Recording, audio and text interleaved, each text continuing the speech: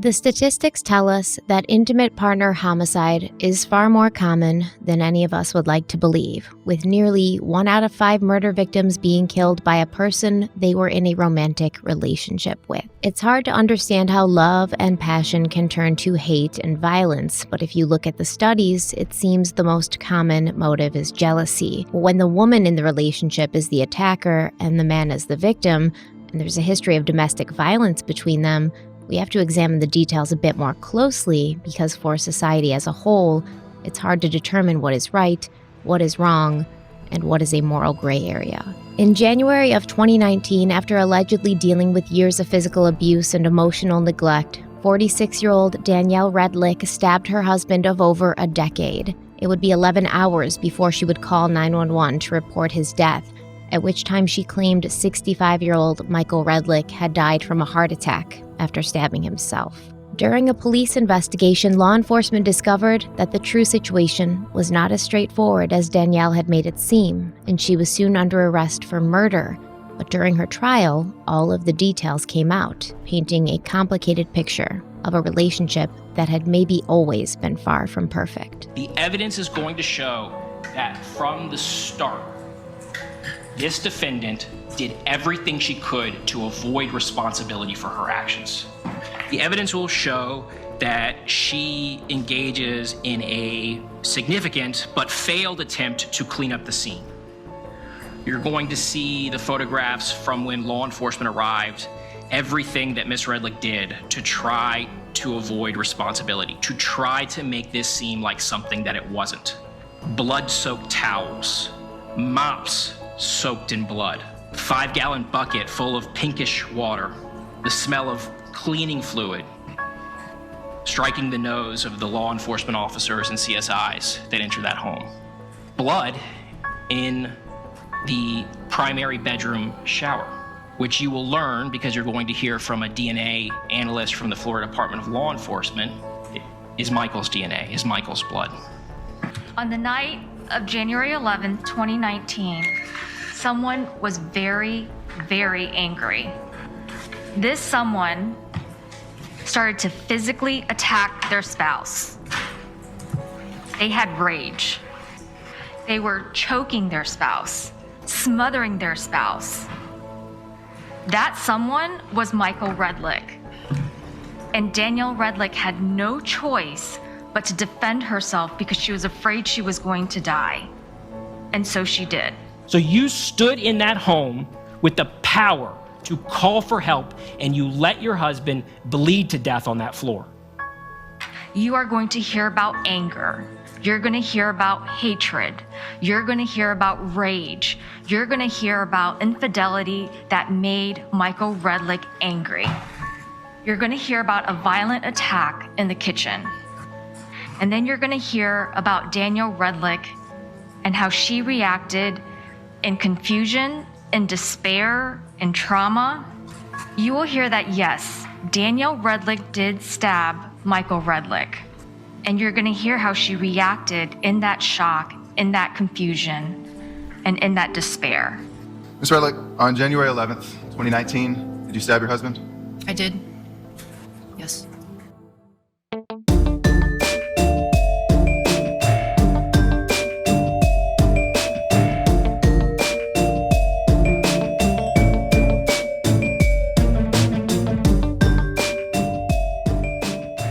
Hello, everybody. Welcome back to Crime Weekly. I'm Stephanie Harlow. And I'm Derek Lavasser. So today we're talking about a case that happened in 2019. It just went to trial this year, like a couple of weeks ago. And this is going to be a very tough case, not only to talk about, but just to kind of figure out where we stand on it. Because although we do have one clear victim, who is Michael Redlick, he's no longer alive to tell his side of the story. And then we have also another potential victim who also happens to be the killer of Michael. And I think that there's important conversations to be had about this case and about what happened between Michael and Danielle Redlick, conversations about long-term domestic violence, conversations about self-defense, and conversations about the historic response of the justice system in cases where women kill their partners, and in cases where these women claim that if she hadn't, she would have been the one who didn't make it out alive. And To truly understand what happened in this case, we need to examine the relationship between Michael and Danielle Redlick.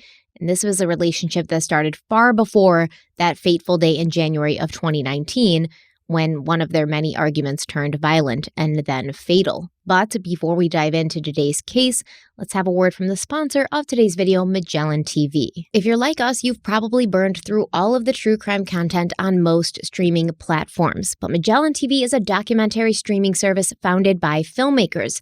Magellan TV has more true crime documentaries than any other platform, and they cover cases that I've personally never even heard of. They have such as the docuseries that I just watched, and you guys know I love docuseries, but this is called Who Killed Trudy Adams, and they refer to it as a very infamous cold case that is Australia's real-life Twin Peaks. So, I was hooked right away. There's 3 episodes in there. It's very, very good. It's about a missing girl that almost 40 years later, her disappearance is still unsolved. 15 to 20 hours of new content is added each week, so you'll never run out of something to watch. And best of all, Magellan TV is completely ad-free, no exceptions. In addition to true crime, Magellan TV has lots of other genres, including history, science, space, travel, and more. And you can watch Magellan TV anytime, anywhere on your television, your laptop computer, your cell phone, your tablet, and you can connect it with your Roku, Apple TV, Amazon Fire TV, Google Play, and iOS. And with an annual membership of $59.88, you'll only pay $4.99 a month for 3,500 hours worth of documentaries. I love Magellan TV. I've been using it and watching it for years now, and it's true. I never run out of something to watch on it. Yeah, we love Magellan TV. They've been a longtime sponsor of this channel, and we want to support those who support us. So if you want to check it out, our Crime Weekly listeners can click the link in the description below and get a 1-month free trial right now. Again, we want to thank Magellan TV for sponsoring this week's episode. Let's dive into the case. All right, so before we dive into this week's episode, I just wanted to say a big thank you to everyone who came out to the Crime Weekly meetup in London. It was a lot of fun. It was great meeting all of you. We started at a local pub right near the hotel. We were there for a couple hours, and usually that's kind of the end of it. But because most of the people who attended were staying at the same hotel as us, we essentially just, what was it, 30 of us? Yeah, we rolled deep. Yeah, we went back to the hotel, and we actually got kicked out of the rooftop bar before we even got in because they were just like, you're not coming in here with all these people. But we had a lot of good memories we made. We spent all night together. Basically, we were out in the back till God knows what time in the morning. And it was really just a nice thing. I had said it to a few of the individuals we met there that it's always great for Stephanie and I to meet you in person because it puts a face with the comments. Stephanie and I get to see each other every week via camera. And yes, we're talking to each other, but we're also talking to you in many cases. So it's nice to actually meet some of you, and we've done it now for both Vegas and for London, and I think we're going to continue to do it. And I'm rocking my London shirt tonight. It was a lot of fun over there. Glad to be home. Glad to be back on the grind working, but it was fun, and I'm glad we went. Yeah, it was fun, and then our hotel caught on fire, and that was interesting, and we lost power, and then, it was kind of like a purge situation. No air conditioning for 2 days. We didn't have air conditioning. We were running around in the dark, and I know there's going to be a lot of people who are going to be like, you were in London. Most people in London don't have air conditioning. Yes, but most hotels do, and we are used to having it, so it was a very big culture shock for us and everybody who was staying in that hotel. We were all hot and sweaty and smelly, and it was great. I thought it was fun.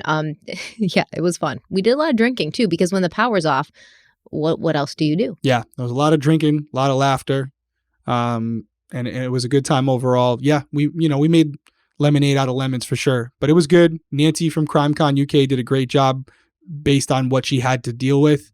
Overall, I think the event was a success. I'm pretty sure, from what I've heard, a lot of the people who attended, who stayed at the hotel, got reimbursed for those nights. So it looks like everything's going to work out for everybody.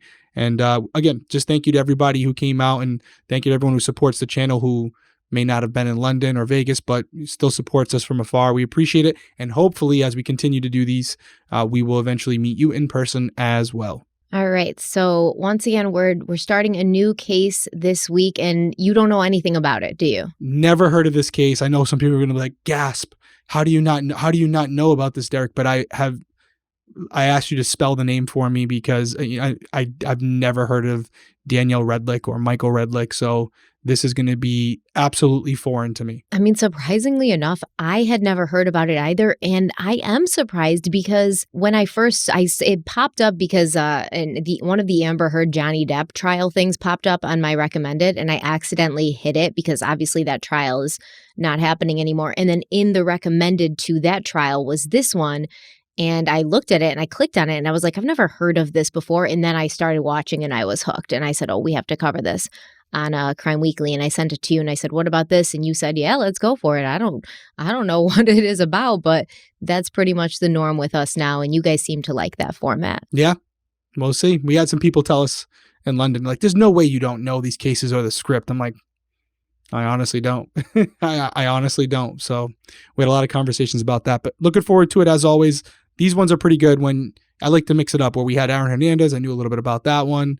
Obviously, Brittany Drexel, I had heard a little bit about it, but didn't know the most recent developments. And this one, I'm just completely blind. Flying blind here. Yeah, you told me that people said there's no way you don't know or read the scripts before we sit down. And I'm like, you don't have the time to read the scripts before we sit down. No, I'm an incredible actor if I'm doing it because I truly, I don't know. I'm just really good at guessing. So actually, let us know in the comments if you've heard of this case before, because this past week, I actually had a couple people recommend it, and I didn't put two and two together until I saw the name, and I was like, oh, okay, I see. So we're helping everybody out here because people already recommended it. But let's talk a little bit about Michael and Danielle Redlick. The relationship that they had, it didn't begin in what I guess we would consider to be the usual way. Danielle met Michael in 1996 when she was 22 years old and he was 43. So he's 21 years older than her. And she found him to be worldly and smart, and he introduced her to things she'd never experienced before. And the two of them had actually started living together before they even began dating. And this was due to the fact that before Michael Redlick was Danielle's boyfriend and then her husband, he was her stepfather. Michael Redlick would be married 3 times in his life. His second wife was a woman named Kathleen Aquino, and this was Danielle's mother. And Kathleen and Michael had been dating for 3 years before they tied the knot in 1997, and they were living together in Cleveland, Ohio. Sadly, shortly after starting her relationship with Michael, Kathleen discovered that she had aggressive stage 4 breast cancer, and she passed away 3 months after the marriage, leaving Michael the stepfather of her 5 children, including Danielle, who was the oldest. When Kathleen died, Michael asked her adult daughter, Danielle, to reside with him in the home he had previously shared with her mother because he was now responsible for Danielle's 2 youngest siblings. So after my mother passed, the 2 younger children were in high school, my younger brother and sister, and they were living in the home with Michael and my mother. And so after she passed, my younger brother went to live with my stepfather, back with him, and asked me if I wanted to move in, that he would continue to rent the home that they were renting so that my sister could at least finish another year of high school where she was. And so I agreed. And I was working and going to school at the time. All right, so this is really interesting. As you were saying it, sometimes I'm writing as you're speaking and I mishear what you're saying, and so I don't want to interrupt, and I'm like, I'll catch up. I'll double back to it if I don't.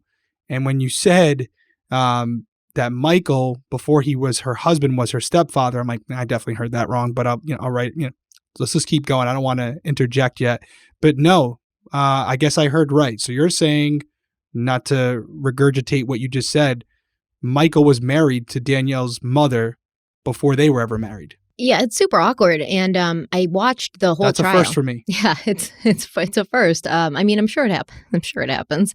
But I was watching the trial, and you can see the live chat, even though it's not live, it's still like going, kind of how when we do lives, you can replay the live chat. And I saw people say in the comments like, oh, so she was an adult. He wasn't really her stepfather. And it's like, no, he was really her stepfather. Like, yeah, he didn't raise her, but that doesn't make him not her stepfather. Like legally he was married to her mother, which makes him her stepfather. And right off the bat, I think we have some uneven and strange dynamics happening. I mean, he's 21 years older than her to begin with.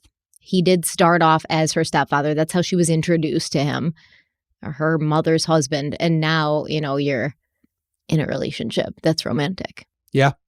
Yeah, I think it's pretty self-explanatory. I think we're probably all feeling the same way. I don't think anybody out there is going, no, that seems pretty normal to me. You'd be surprised. And if you are, I want to know where you live. Yeah. So Michael Redlick had actually practiced law for 13 years before going back to school so that he could pursue his true passion, which was in the sports arena, not actually as an athlete, but as like an executive.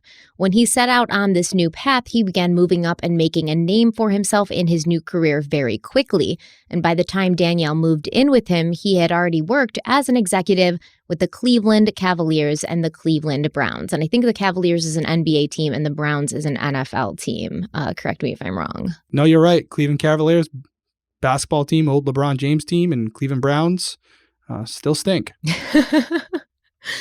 So Danielle claims that for a few years they lived together, not romantically. They shared the domestic duties of the house and the kids while they both worked and went about their lives. But Michael was very supportive of Danielle and her hopes and dreams for the future, almost like a father would be. And he showed constant support and encouragement, even offering to use some of his contacts in the professional sports landscape to help Danielle find a job. Now, at this time, Danielle was going to school and working part-time as a bartender at night, and Michael would sometimes visit her at the bar that she worked at, and his visits became more and more frequent until he would be stopping by every time she had a shift. They began going places together, like out to dinner or to concerts. And after some time of this, the nature of their relationship, it turned from friendly to romantic. At this time, Michael was very motivated to move up in his career. And so when he was given the opportunity to interview for a position with the NBA team, the Memphis Grizzlies, he was excited about it. And he was even more excited when he got the job, which meant that he would be moving to Memphis, Tennessee. And Michael wanted Danielle to move with him, but at first she was hesitant. But at that point, I hadn't really disclosed to my family that we were actually seeing each other. So I wasn't entirely comfortable with it, just because he had been with my mother, and it was just kind of a little bit weird. So I told him no, that I wanted to also stay back with my family. My entire family lived in Cleveland, so I wasn't willing to do that at that point. Okay, so even she thinks it's weird. So yeah, good to know. Yeah, I can see. Here I go again, being devil's advocate. We've already acknowledged we think it's a really odd situation, but I can see how two people spending a lot of time together, going places, both being adults, even though there's a big age gap, could, I guess, somehow develop feelings for each other. I just think there's better options, better choices. But I mean, I don't think it's completely just this crazy idea to think that two people living in the same home together, sharing experiences with each other, could develop genuine feelings. So I'll give them that. We'll leave it at that. I don't know. No. I'm going to go too much. Certainly not. You can't help who you love, right? You can't help who you're attracted to. That's been known for a while. So, I mean, personally, I would hope to never be in that position, because that is an odd and awkward conversation to have with your family. Like, Michael, don't worry. Yeah, that's a tough one. He's still in the family. He's still a part of this.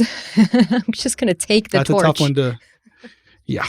So Michael understood her reservations, but they still kept the relationship going, with him flying her out to Memphis almost every single weekend. And one of these weekends, about a year after Michael had left Cleveland, he picked Danielle up from the airport and he drove her to an area of Memphis called Mud Island, a small peninsula bordered by the Mississippi River. He drove her to this beautiful home. He parked outside and he announced that he had purchased this house and he had purchased it for he and Danielle to live in together. So Danielle moved to Memphis. Michael used his contacts to help her get a job in the radio industry, and their life together moved forward. Now, according to Danielle, their relationship was 99.9% great. They enjoyed their time together. They enjoyed each other's company. They got along fine. However, Michael had already been physically violent with her once before they moved to Memphis. They had still been living in Cleveland when they'd attended a concert together, And while they were at that concert, Danielle had seen an ex-boyfriend, and this had apparently bothered Michael to the point where he brought it up as they were driving home from the concert. Was accusing me of wanting to have gone to the concert with the ex, and we sort of got into an argument about it. And I remember I made an offensive comment, which I wouldn't make today. I called him. I said at least he wasn't Jewish and cheap. And he backhanded me in the face and mouth, and my mouth started bleeding and my nose started bleeding. And we were in the car at this point. And so when I got to the red light, I wanted to get out of the car. And he grabbed me and I grabbed him back. And we kind of just went back and forth in the car. And we actually got pulled over. All right, not to skip too far ahead, but we always try to take lessons out of this. And obviously at this point, I've heard the teaser. So I'd have to be a complete idiot not to know to some extent where this is going to go. And to hear this pretty early on in the relationship, this is something that I think we can all learn from. You know, it's not just about Danielle or Michael. It's about you guys out there and the relationships that you're in. And, you know, when you hear about these stories that we cover, they're pretty extreme. By the time we cover them, there's usually a death, something of that nature. We're not just covering, not that they're not important, but we're not just covering domestic assaults. But they usually start like that. And I think that's important because when these initially happen, just like this incident happened after this concert or during this concert, I can promise you that Danielle nor Michael thought it was going to escalate to the point down the road where one of them would end up dead. And so I'll leave it at that because I don't know the extent of what happened. I know we're going to dive into all the details, which I'm really looking forward to doing and developing our own opinion. But just hearing the teaser and now hearing this, you think about all the forks in the road and the opportunities to make a change or make a different choice as far as, do you continue with the relationship? Do you not? And these are one of those situations where I think that we can all learn from and say, hey, if he's doing this now, he'll do it again. Yeah. And on that note, you know, in court, Danielle's asked, you know, why didn't you end the relationship at this point? You haven't moved. You're not married. You don't have kids. Why not leave at this point? And she claims she didn't end the relationship because Michael later apologized to her and he explained that he was sensitive about those types of comments and they really bothered him. And she'd understood that and she was able to move past it. Like that's a justification, you know, oh, he called me a name. So I'm not saying it was right what I did, but that's why I did it.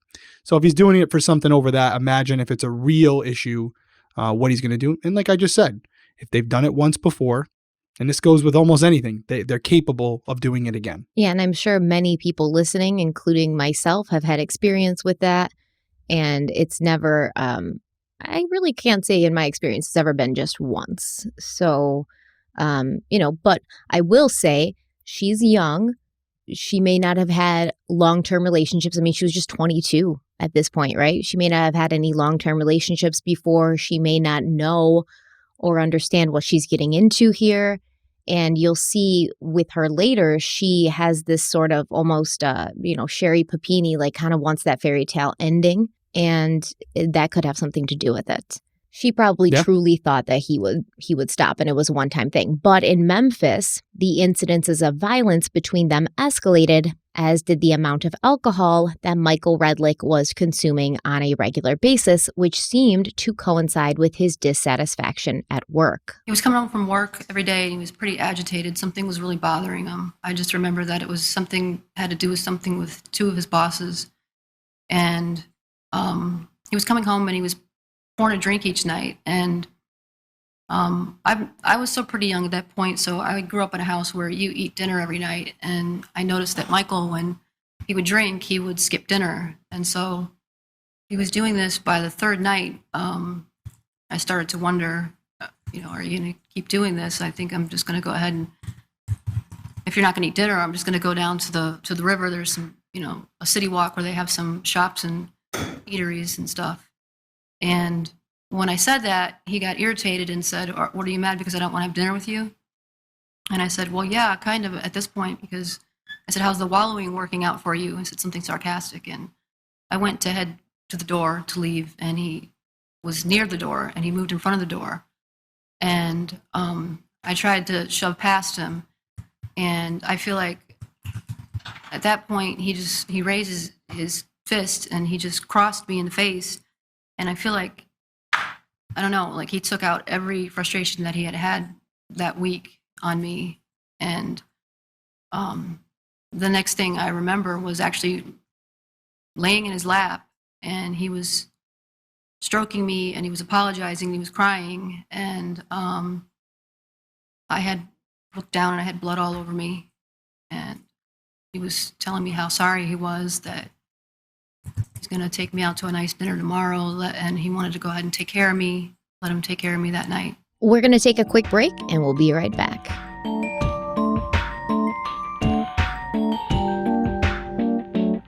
Growing up, cereal was one of the best parts of being a kid, but I had to give it up because I realized that, it's full of sugar and junk and stuff that you really shouldn't eat.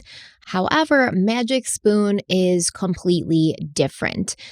They have 0 grams of sugar, 13 to 14 grams of protein, and only 4 net grams of carbs, and only 140 calories a serving. So Magic Spoon is keto-friendly, gluten-free, grain-free, soy-free, and low-carb.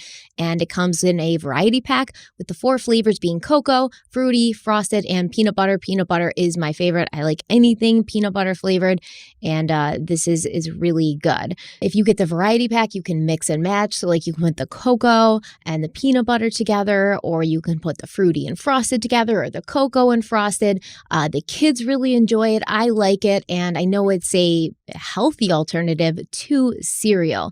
So we really like Magic Spoon. Magic Spoon is so confident in their product that you will like it as well. It's backed up with a 100% happiness guarantee. So if you don't like it for any reason, they'll refund your money, no questions asked. And it's always a good product when they're willing to do that.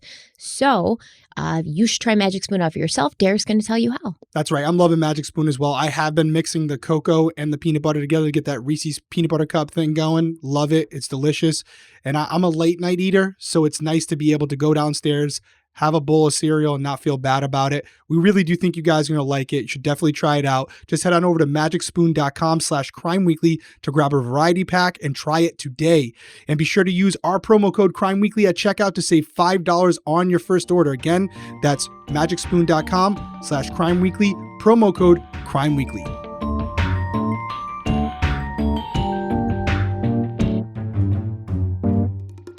Okay, so we're back from break. As a police officer, I'm sure you answered many calls for domestic violence. I'm sure you spoke to and interviewed many victims of domestic violence. And do you find this to be a pattern, the initial abuse and then the apologetic behavior afterwards? The man's super sweet. He's got nothing but nice things to say. He's a completely different person.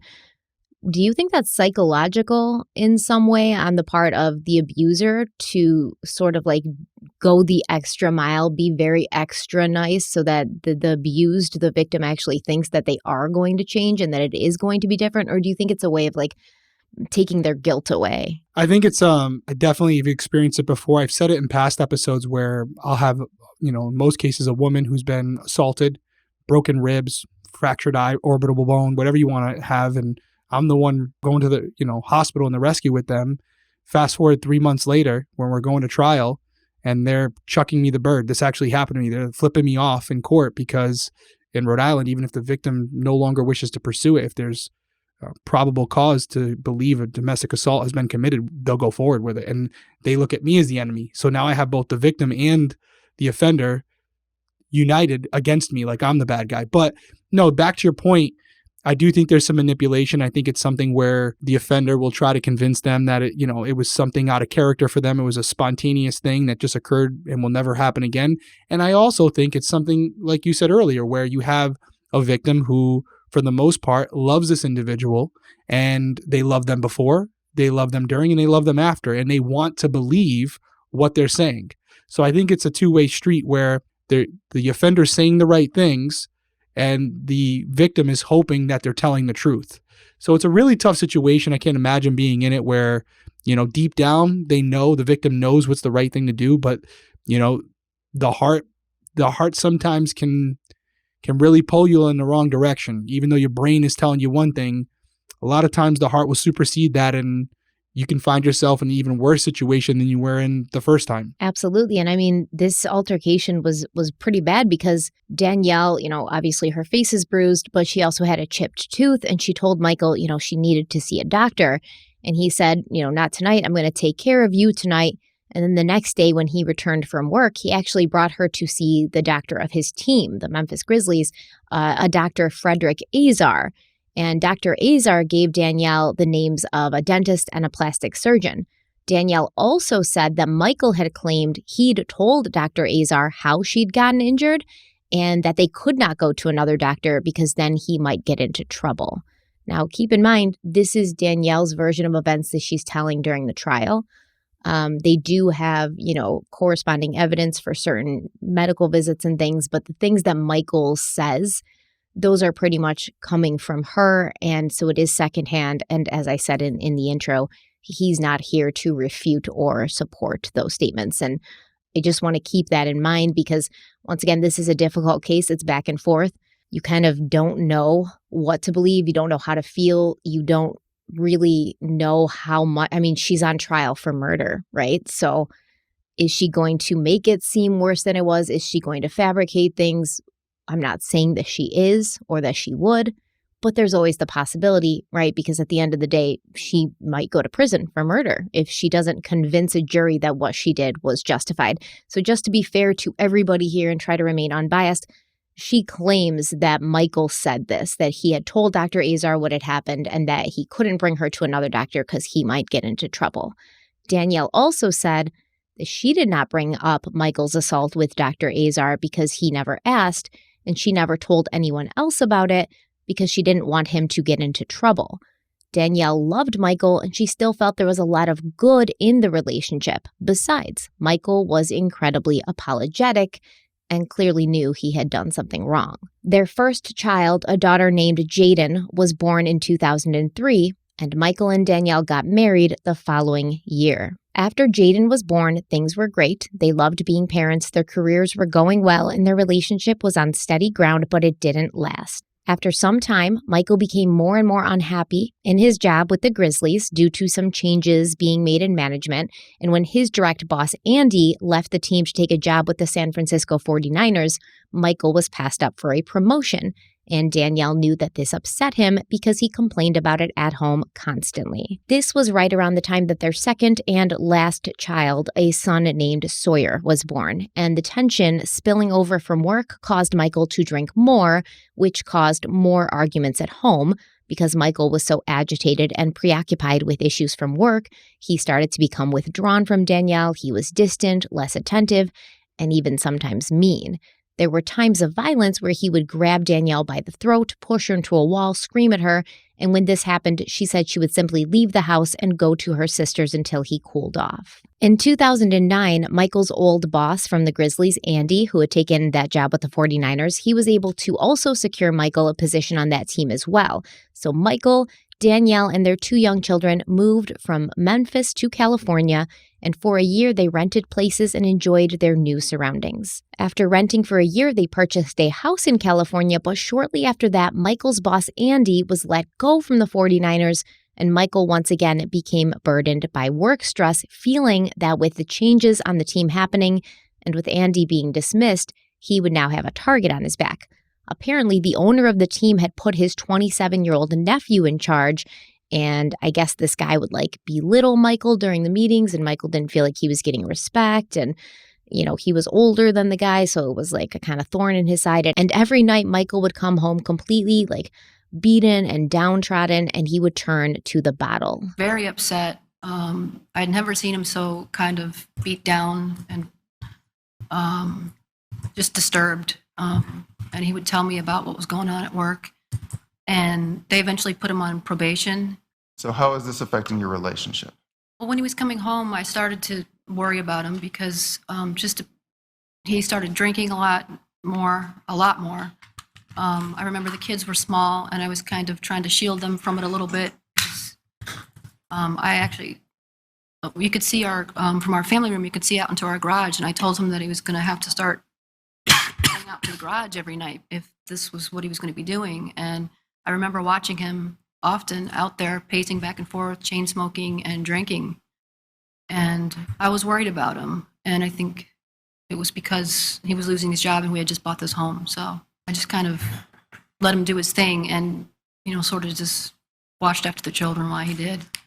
At this time, Danielle was not actively working, but she claims she did things to try and help ease the financial burden, like speaking to their daughter's private Catholic school to see if they could get a reduction in tuition, and she did get a job at the San Francisco Chronicle, but for a long time, they had no income, and they were living off their savings, which seemed to put a great deal of pressure on Michael until he had the opportunity to move on again to Indiana in 2014 to work for the Indianapolis Motor Speedway.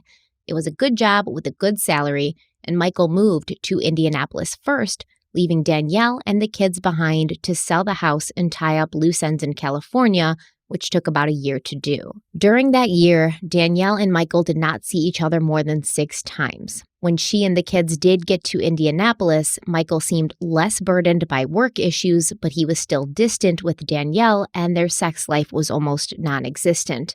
With the money issues being taken care of, Danielle could not figure out why their relationship had not improved as well. I didn't know what was wrong initially, but he had a couple health issues. He was dealing with a knee problem, and he was just being distant and cranky, mean, and I didn't know why, because I thought the situation had improved with the job and had taken some tension off of his shoulders. So I couldn't really pinpoint it. So I finally asked him, and he said, "Oh, you noticed?" And I said, "Well, of course, but I just thought it with everything with the job changes, And he said, "No, actually, he was seeing a doctor in California about some issues that he had, low testosterone, and like I said, he had a knee problem, and yeah." Did you know, you said that he was seeing someone in California, a doctor in California. Did you know about it when you were living in I California? didn't know, no. Okay, so this is something you came to find out when you were living in Indiana. Right. Now, I don't know anything about this story, but I worked a case when I did break in homicide out in Hawaii, where it was kind of a similar situation where the husband moved out to Hawaii before the wife and the children, who stayed in California, actually. Come to find out, he was seeing other women. So I'm interested to see how this goes. I know what she's saying right now. Again, I have not read forward. I might be completely wrong here, but usually it sounds like the behavior of someone who may be seeing someone else and may have found that person while she was still back in California. Yeah, because a year's a long time to not see your spouse. Like, besides 6 times, 6 times in a year, that's not even once a month. So that's definitely a long time. But, as she said, Michael was seeing a doctor because apparently he not only had low testosterone, but erectile dysfunction. So I'm not sure if he has someone on the side right now because, if it doesn't work, and then it doesn't Can't really work, use it. Yeah. Yeah. Right. No, you can just say it, if you don't have a tool in the toolbox, you can't use it. Can't right? use it. Yeah. So it may have been a frustration. Maybe he wanted to, have some companionship that year, but it wasn't happening. So he couldn't have that. And then she was, away across the country, and maybe he's just getting more and more frustrated, more sexually frustrated, more pissed off at himself, more down on himself. Who knows? But Danielle claims that at this point, like, she finds out, okay, you've got erectile dysfunction, you got low testosterone. There's a reason now. I see like this explanation for why you may have been behaving the way that you've been behaving. And I'm relieved because it doesn't have anything to do with me. It doesn't have anything to do with our relationship or the way you feel about me. But then Michael told her that maybe his behavior did have something to do with her and their relationship. I asked him at that point, I said, "Is this why you've been, so mean and whatnot?" And he said, "Oh, I guess there is some resentment." And I said, "Well, what do you mean toward me?" And he said, "Yes." And he said, that I was young and that, he didn't feel invincible anymore, and he thought that I might leave him over this. And at that point, I'm just glad he had been communicating with me, because at least now I knew I could help. Did you take steps to try and help? I did. I assured him that that's not something I would leave him over. I said, "I knew you when. This is a medical thing. There's Viagra." And he said, "No, that's not working." He had been taking that for years, which I didn't know either. But I still went ahead and did some research for him. And I found a a male clinic that specializes in this kind of thing. And, well, we went together to talk to these doctors and try and find some solutions. And we came out with a pretty good plan, I thought, anyway. They were going to give him testosterone injections to bring up his testosterone levels.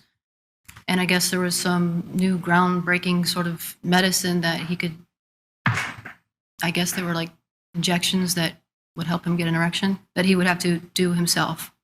At home? Yes. And did he begin doing these treatments? He did, yes.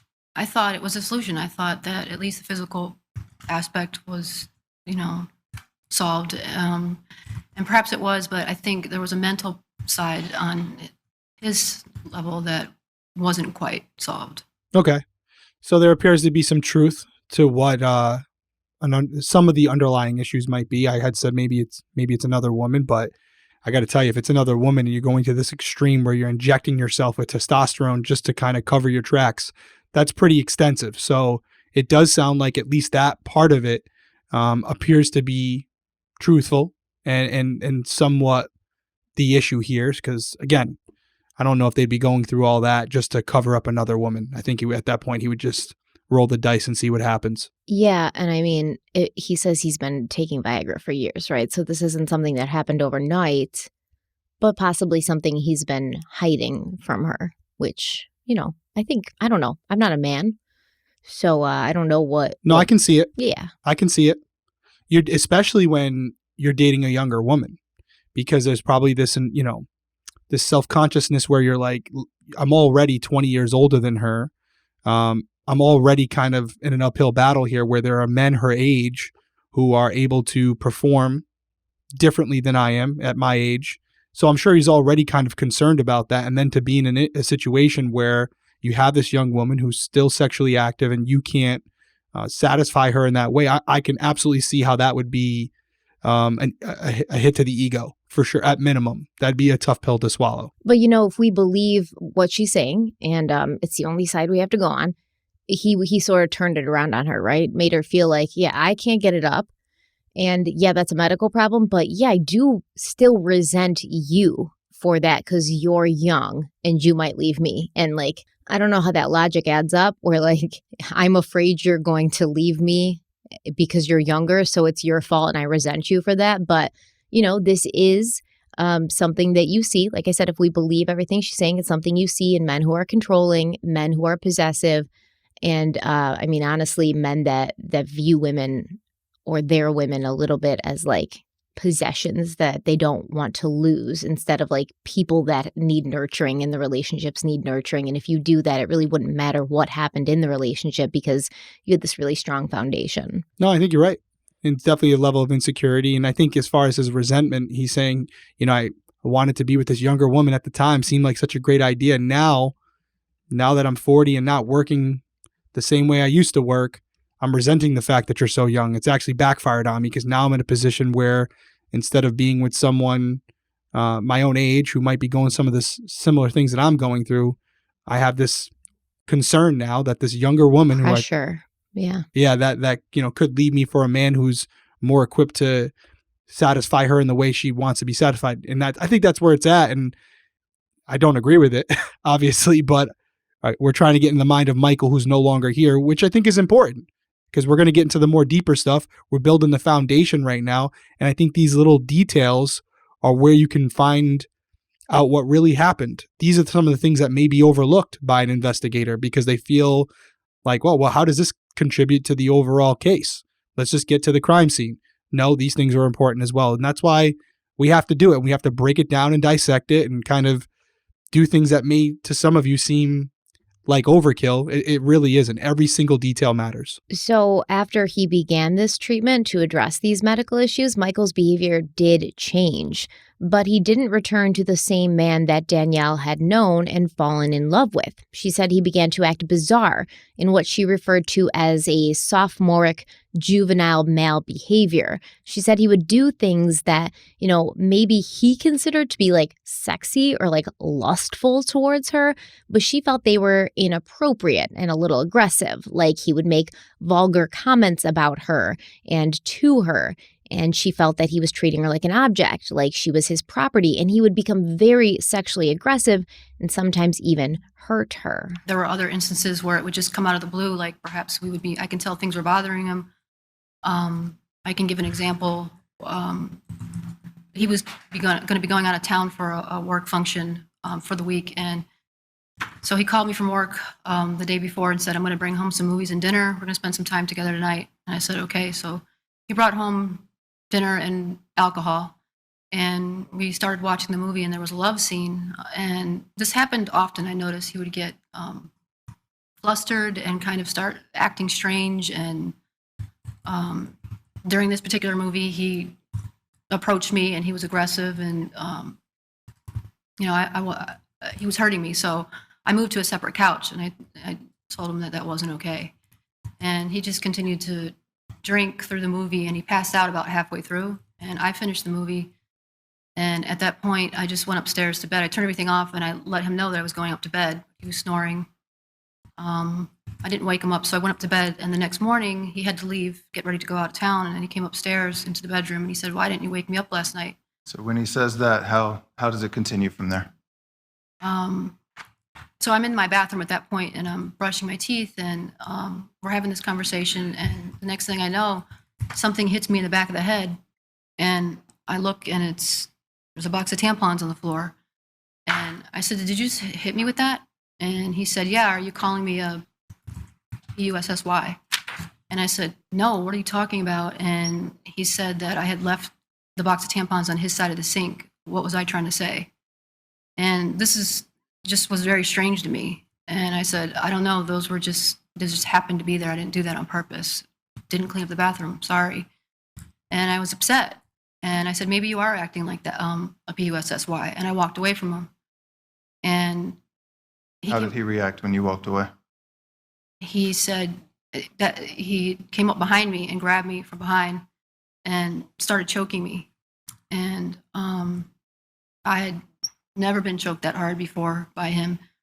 You did this a second ago. Can you show the jury how, with your hands, do a demonstration With his of how forearm, it's- he just came up behind me and yanked me really hard and pulled me close to his body, and to the point where I couldn't breathe. He cut off my air and basically was choking me out. I started to pass out. I remember falling, and I remember thinking to myself, oh my God, is he going to kill me? And I remember reaching up, and I fell to my knees. And the next thing I know, I was sort of aware, and I was looking up at him, and he was just staring at me with this like surprised expression on his face. And he reached out his hand and he said, "I'm sorry." And I just crawled away from him into a corner. And I was really frightened at that point, and I couldn't believe it. Can you describe the look on his face that you just referenced during this incident? Well, after the fact, he looked stunned and surprised at himself, and remorseful at that point. So if anybody heard this story about the tampons and thought that's unbelievable, because like I said, I was watching the trial and I was watching the live chat, and people were like, "Oh, that's a made up story. That's completely ludicrous. Nobody would ever do that."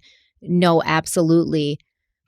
People will do that. I've been in these situations where you will be out to dinner with friends and you'll make a completely innocuous, like flippant statement. And then you'll get home and your partner will be like, "Oh, when you said that at dinner, I know you were talking about me." And you'll be like, "What comment? What are you talking about? I was definitely not talking about you. I don't even remember what comment." And they've just been like festering on that and thinking about it. And they feel like you've attacked them, and you think you haven't done anything, right? So it's absolutely a definitely possible situation. Like when she's talking, I don't get the impression that she's making things up as she's going. I don't get the impression that this didn't happen, or that she's like, sensationalizing these stories. She comes off honest to me, at least in this part of her retelling. And it's a ridiculous thing, right? To just have somebody be like, did you leave these tampons here because you're calling me a pussy? And she's over here like, "What? We're not even on the same page. We're not even in the same book. What are you talking about?" But that is what happens, especially when somebody's maybe not in the right mental state. Like, they're going to take these little things that are happening and think that they're attacks towards them, especially if they're already feeling vulnerable and anxious and kind of like less than at that point. So definitely a realistic story and a crazy one. I can't even I can't imagine just to throw a box of tampons at you. Like, you calling me a pussy? And then, of course, she has to respond like, well, maybe now you're acting like a pussy, because it's got to go back and forth. Because, I mean, at that point, what do you do? What do you do in that situation? You don't think that this person's even serious. And then you realize when it becomes physical that they are serious. Yeah, I have a few thoughts on it. Let's take a quick break and then I'll weigh in.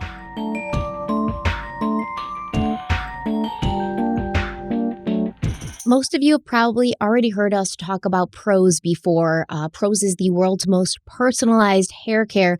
And for those of you who haven't, we're going to talk about it right now. And I really want to tell you about the great way that my hair has been treating me since I started using my customized Prose products. So I was really having hair issues back in the day, just a lot of like vitamin deficiencies, things like that I had to get straightened out. And I really just wanted my hair to be long and strong and shiny and healthy. And I started using Prose. I really enjoyed it. Prose knows that there's more to you than just your hair type. They've actually given over 1 million consultations with their in-depth hair quiz, which is exactly how I got started. The quiz is really interesting. It asks you some questions that you would expect and some you wouldn't expect, like your zip code, your diet, your exercise habits, things like that. And they ask that because it's important. Where you live is important. If you live in a very humid climate, you're going to need a different formulation. By analyzing over 85 personal factors, Prose determines a unique blend of ingredients to treat your exact concerns. Prose also has a review and refine feature, so it lets you tweak your formulas for any reason, like let's say you moved out of state, or you changed your hair color, or you changed your diet.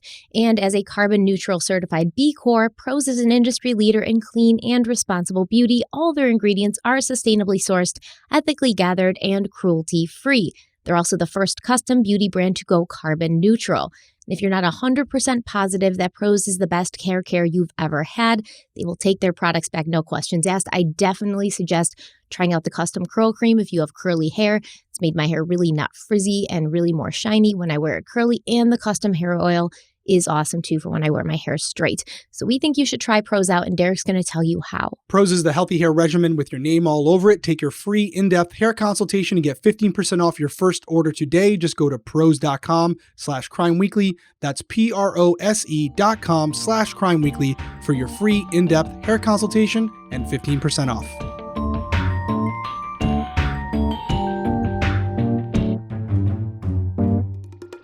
So we're back from break, and I agree with everything you said, so that's good.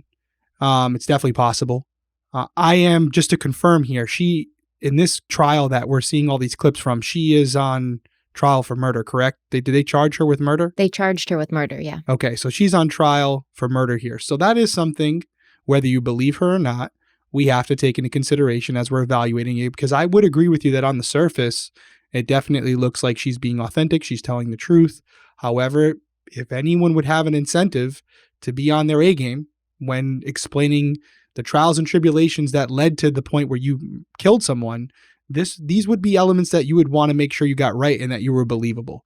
So I'm not suggesting that she's lying, but it is definitely a filter that we should all be looking at looking through when we're watching this on YouTube or you're listening on audio, because she would have a reason to lie, right? So, yeah, man, I already said that. Possible. I already said that. You know what's going to happen? This always happens. I say something and I'm like, blah, blah, blah, blah. And then like 5 minutes later, you say the exact same thing. And then people in the comments be like, I completely 1,000,000% agree with Derek. And I'm like, are you freaking serious? So I love you guys. Yeah, no. So she does come off authentic, but there are definitely other individuals where, you know what happened, and they do at points make you go, that was pretty good. But it does sound pretty believable based on everything else she said. If we're to take it all at face value, because Michael's no longer here, I could definitely see how, based on the conditions that he's dealing with as far as his own male issues, how he could fly off the handle at something as so trivial as tampons being on a counter. Like, I could see how the person that she's been portraying him to be could be affected by that. But that's the key phrase there, portraying him to be. She's building a case as to why she did this. And it could be all truthful, but it would still contribute to the reasons why at some point she felt the need to defend herself with lethal force. So just something to consider as we're going through it. Very compelling stuff, but we do have to look at it for what it is. Yeah, and for the record, the question that's going... Or what it could be, I guess. Well, that's what I was going to say. For the record, the question during the trial is going to be, did she kill him? Like, there's no question, right, that she stabbed him. And there's going to be some question about that early on, and we're going to talk about that in the investigation portion. And that's going to kind of lead people to believe that maybe she's not being completely 100% honest because she's not being truthful initially about what happened. But the question that's going to try to be answered is, did she do this from self-defense? Did she kill him because she thought if she didn't, he was going to kill her? Or was this more premeditated? Was this more of a kind of thing where she attacked him out of anger? And that's what the jury is going to have to decide at the end of the day. And in fact, they already have decided, but I'm not going to tell you, Derek, what they did decide. And don't look it up. Okay. I will not. So after this, Danielle and Michael, they moved on from it in a way where she says, we moved on. We continue to live in the same home. They continued to raise their children together. But she was becoming more concerned as his behavior did not seem to be getting better, but worse. He was drinking more. He was putting his hands on her more. Their arguments seemed to continue to move along in a cyclical manner where they would always escalate to violence. And she herself began to drink quite a lot of alcohol in order to cope. One day, Danielle was in the basement going through some boxes that had not been unpacked after their move to Indiana when a friend of Michael's came over. Now, Danielle would normally go up and say hello, but she was busy with the boxes. She was also drinking, so she stayed downstairs. When she went upstairs later, Michael asked her why she hadn't come up to say hello, and then he also pointed out that she had, consumed almost an entire bottle of wine, to which she responded, quote, "Oh, there isn't room for two alcoholics in the house," end quote. She claims that Michael grabbed her. He told her that no wife of his was going to be rude to company or be an alcoholic. He pushed her roughly into a wall. And once again, during the trial, Danielle was asked, why didn't you leave after the physical violence towards you continued to escalate and cycle back? And she said, she was still young at this point. She still loved Michael. They had children together who were young, and she felt that if they could just get past this rough spot in their lives and their marriage, they would be okay. Danielle began doing things for herself, and she was pursuing things that she was interested in, like photography, in order to distract herself from how bad things were in her marriage. Then in 2014, Michael took a job as the Director of External Affairs in Partnership Relations for the DeVos Sports Management Program at the University of Central Florida. Michael would be taking a slight pay cut when he began working for the university, but according to his colleagues, he had decided to make this move for his children because he felt that the constant moving around from place to place wasn't good for them. So he kind of wanted to settle in one area and take a job in academia where he wouldn't be sort of transferred around from city to city depending on what sports team he worked for. Now, one of his duties at UCF was to help graduating students find jobs after college. And according to Richard Lapchick, who was a colleague of Michael's and who wrote an article for Michael after his death on ucf.edu, quote, "When Mike saw the position at the University of Central Florida, he told me he felt a need to give back and help the next generation create their paths to success. He especially liked the program's emphasis on both business and service to the community. He was all in when we took students to post-Hurricane Katrina New Orleans each August to rebuild homes in our Hope for Stanley program. He mentored the students as they organized the 4.9K Rainbow Community Run on the first and second anniversaries of the Pulse nightclub shooting. It benefited the One Pulse Foundation and this year raised nearly $100,000, end quote. And according to everyone who knew him, friends and coworkers alike, Michael Redlick was also an amazing and attentive father. His son Sawyer was into all sorts of sports, and Mike coached his teams whenever he could, and he would speak proudly about Sawyer's stats to anyone who would listen. And Mike took his daughter Jaden one year to New Orleans on the Hope for Stanley trip, and they worked shoulder to shoulder as they rebuilt a home together. Jaden, who was just 15 years old when her father died, would later testify in court saying, quote, "My dad and I were very close. We practically did everything together. He took me out on daddy-daughter dates all the time. We were very close. I told him everything." End quote. So I put this in here because I kind of wanted to illustrate that what we're hearing about Mike in the most part of this video, it's coming from Danielle, and it's not super positive, right? It's not painting him in the best light.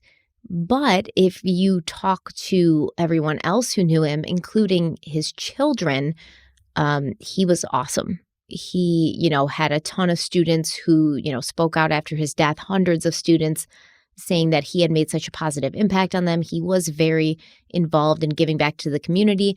And I don't know what that says. I don't know in this case whether it says you can be two things at once. You can be a horrible monster to one person and be, a hero to everyone else in your life, or if it says maybe the way Danielle was painting him wasn't 100% accurate. What do you think? I think you can be both. I know firsthand through personal experiences, and I'll leave it at that as far as how personal, but also through my time as a police officer where I would see certain individuals day to day, coaching teams, at the basketball tournaments, all these different events, political events.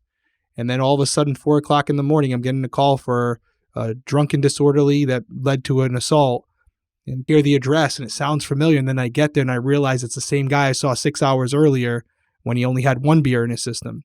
So I definitely think you can be both. But I also think, which is where you were going with it, that for the most part, we've only heard from the individual who killed Michael and not necessarily from others who wouldn't have an incentive to paint him in a certain light. So there's value there. There's absolutely value there, especially when you're talking about his children, because they were living in the household with Danielle and Michael. So they would have firsthand knowledge of their relationship. Maybe not everything, but some things. And I do think that's very important. It seemed like the kids had a lot of knowledge about what was going on. And we're going to talk about that more in depth in the next part of the next video. But for the record, just to kind of piggyback off of what Michael's daughter, Jaden, said about their relationship, she did not have the best things to say about her relationship with her mother. She found her mother to be toxic, manipulative, and she felt that her mother was the reason that her parents were arguing and were having issues. Now, once again, this is one person's perspective. This is a child. You're always going to have a child that favors one parent over the other. And you're always going to have, different outlooks. And there are instances, I know in my own parents' relationship where, I thought my dad was like an angel because my mom never spoke badly about him. But he had no problem, kind of telling me what she was up to. So it's kind of also a perspective issue. And, you just don't know with the kids. She could just have been closer to her father and not really have gotten a big understanding. And we don't know. Behind the scenes, Michael could have been like, oh, your mother's doing this, your mother's doing this. And Danielle, in order to shield the kids, may not have been as open with them. So we just don't know. It's very tough. And I'm trying very hard to be fair in this case because it is something that you need to be unbiased on going in. And, unfortunately, I have experience with being in an abusive relationship. So I don't want people to think that I'm automatically just going to take the side of the person, Danielle, in this case, who claims to be a victim of domestic violence. Because I think that, it could be both. She could be a domestic violence abuse victim, but also still be a murderer, because if you're not facing, Great point. Right, like you can't just kill the person who's abusing you unless you're in a position where your life is at stake, right? I'm pretty sure that's the self-defense rules. State to state, it's all different. But for the most part, yes, if you have an opportunity to retreat or remove yourself from the situation, you are legally required to do so. You have to prove that there was no opportunity for you to leave and that based on the situation you were in, as you just said, you felt your life was in danger. I don't know the specifics. I think certain states where you have certain states have a stand your ground law where, I think Florida is one of them. We've seen some cases where they absolutely could have fled the area. They're outside in a public place and they shoot and kill someone and they get off on it, which I don't agree with, by the way. So every state is different, but it is going to be interesting. I'm so glad you brought that up to see the specifics of this case as far as the actual incident, and really break that down to see, even though, let's just assume for the sake of this conversation, everything she said up to this point is true. It still doesn't justify a murder if you had an opportunity to remove yourself from the situation, even in that immediate moment.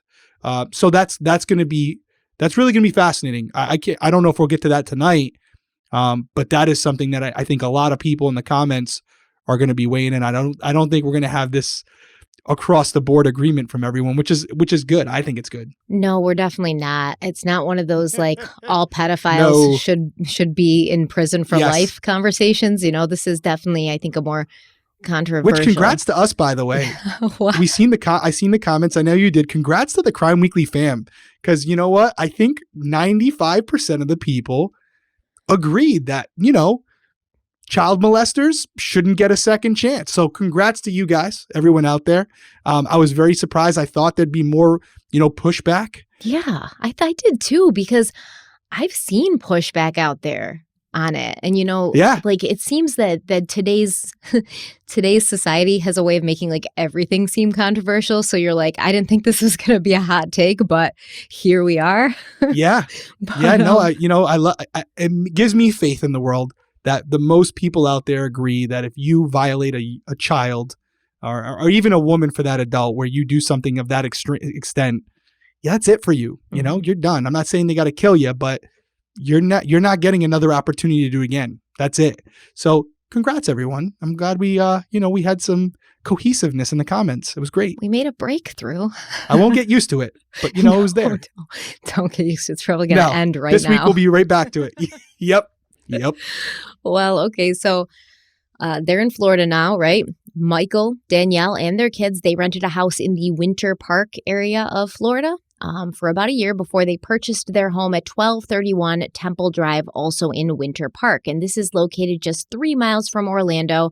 Winter Park, according to their website, is known for its old world charm, elegant homes, quaint bricked streets, extensive tree canopy, first-class shopping and dining experiences, and world-class museums.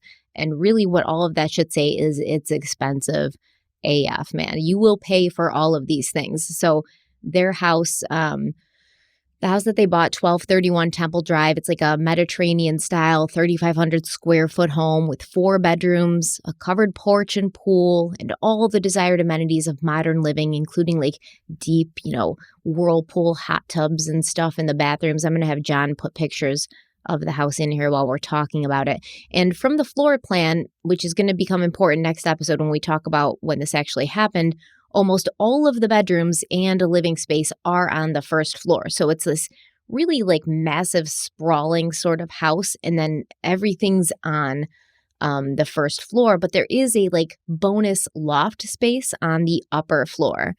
And it kind of seemed like, at least if we are believing Danielle and what she's saying, she would sometimes use this as a place to retreat when Michael would become violent, and she'd kind of like sleep up there and things like that. So Winter Park, in general, it's a beautiful place to live and raise kids. The weather, it's sunny all the time. Disney World, it's just around the corner. Michael was doing something where he could not only make a decent living, but also he could feel good about what he was doing. And both Danielle and Michael were hopeful that this could be a fresh start in a way for them. Danielle was not working when they moved to Florida. She had signed up to go back to school full-time, and she was busy getting the kids set up in their new neighborhood and with their own schools. But you know what they say, you cannot run away from your problems. They just follow you wherever you go. And the intimacy did not improve in Danielle and Michael's marriage. Neither did Michael's drinking. And by now, Danielle had developed quite the drinking problem herself, which is self-proclaimed. She admits this, she says it. Michael's health issues did seem to be getting better, but it was almost as if he was sort of physically improving, but his behavior was becoming more aggressive. He was gaining some hair back and some muscle mass, and he was actually looking better than he had in a long time. But I also noticed some extremely aggressive behaviors. Towards yourself? Yes. If you can expand on that, what are you seeing? He was short-tempered. I noticed like physical things, like he'd get red veins kind of popping out of his neck, and he would look real flustered a lot and anxious, and some of that would translate into aggression. Okay. Towards yourself? Yes. Can you give the jury an example of how the aggression towards yourself would play out now that we're in Florida? Yes. More of the same, just sexually aggressive, always manhandling, approaching me in ways like that. He was still drinking heavily, and I know that at one point we started sleeping separately because of this. And he was coming into the room at night drunk and basically attacking me. He was taking my pants off, and he was, and this was becoming like a daily thing. And I don't know if he was trying to work something out with him in his own mind, but it wasn't working for me. And when I refused, he slap me, or he'd get hostile with me. And then the next day he'd apologize. This happened once or more than once? It happened several times. Sorry. To the point where I asked him to move out. I said, this isn't going to work. The kids were noticing, we're getting older. They were noticing the fighting and hearing things at night. Okay, we're going to take a quick break. We'll be right back to discuss.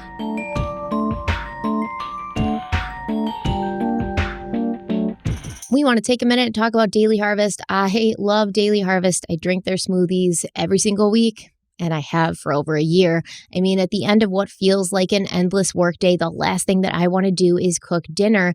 But when your fridge is empty, that urge to order in and snack and skip the cooking happens all too often. But thanks to Daily Harvest, I don't have that takeout temptation anymore. Daily Harvest helps keep my freezer fully stocked with options that are delivered right to my door, and they are delicious, nourishing, and ready in minutes.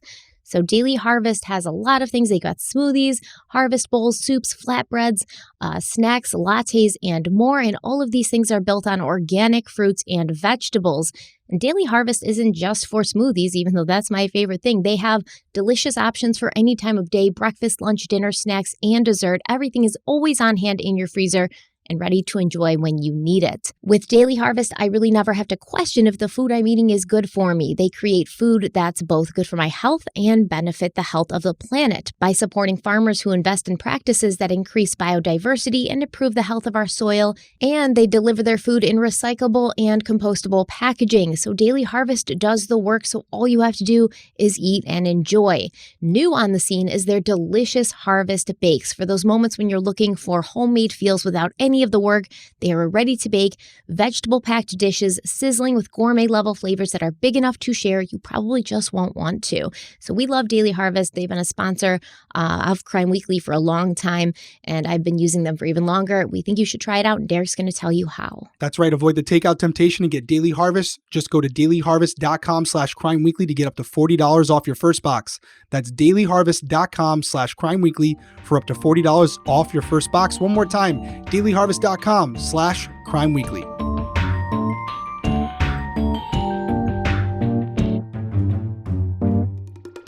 We are back. So when I was listening to this part of the trial, obviously now I'm Googling, does testosterone replacement therapy make you aggressive? And, it ended up being kind of not equal across the board. And if you guys have some experience with this in the comment section, let us know. But it seemed like some people found that they did get more aggressive. It's testosterone after all. And some people said no, it was a very good experience. They felt euphoric. They felt young again. I'm not sure. It probably is. It's a hormone. So it's one of those things where it's how is it going to affect your body based on your chemical makeup? Who knows? But maybe Michael was one of the people who it kind of made more aggressive. And I'm not sure if that was a factor. It absolutely happens. I can tell you firsthand, again, played college baseball and knew individuals, not only in that realm, but also just through my younger days that were taking testosterone to increase performance. And one of the side effects was this aggressiveness. We would see them, they would always be the guy that you'd have to worry about when we went to the bar, because if someone even looked at them the wrong way, they were trying to fight them.